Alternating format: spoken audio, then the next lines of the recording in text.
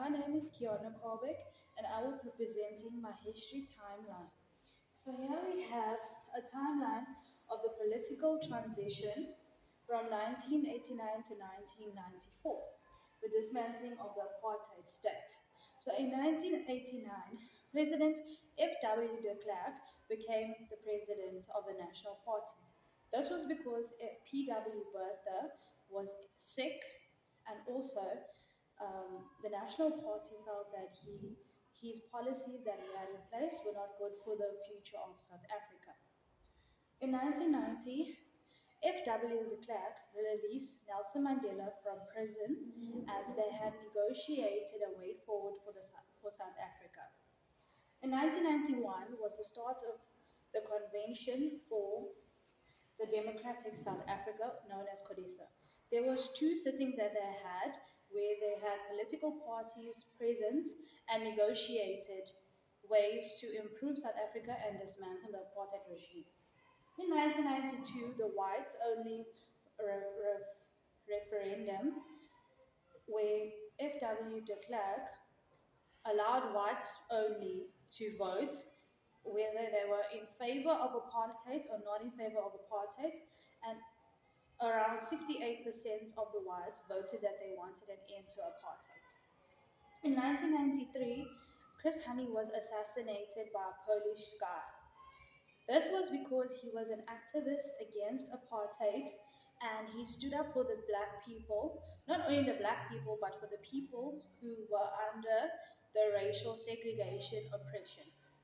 In 1994, the first democratic election occurred where people from all race groups, all genders, were allowed to vote in South Africa and determine the future leaders of South Africa.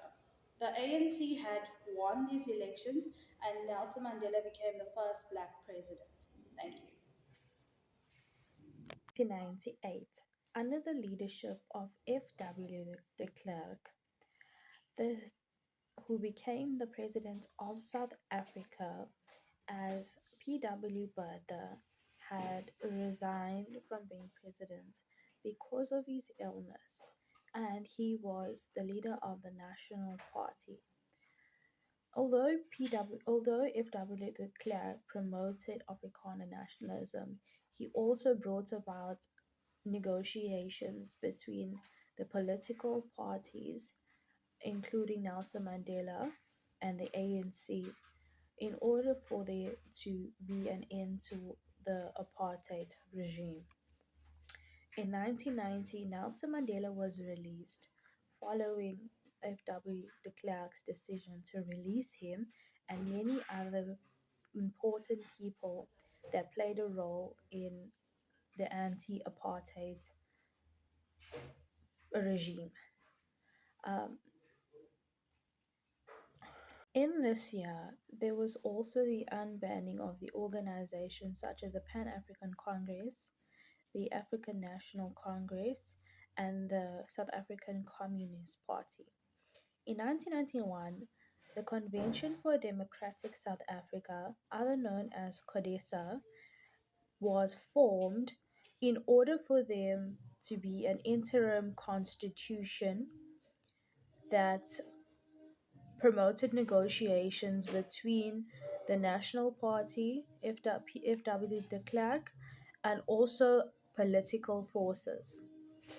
The whites only referendum in 1992. This referendum had asked people, the white people specifically, if they supported the continuation of the reform process, which the state president began on the 2nd of February 1990 and aimed at a new constitution through negotiation. Around 68% of the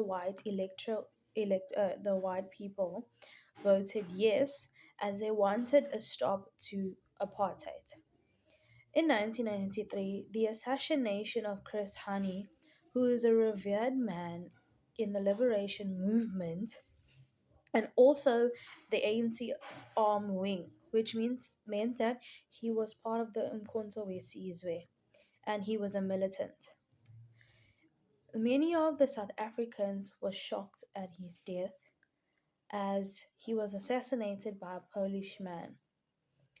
The negotiations culminated with the adoption of the interim constitution, which meant that this constitution paved the way for the South African elections, which occurred in 1994.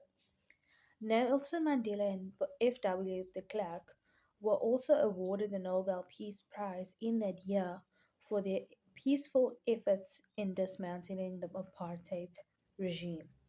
In 1994, the first elections occurred.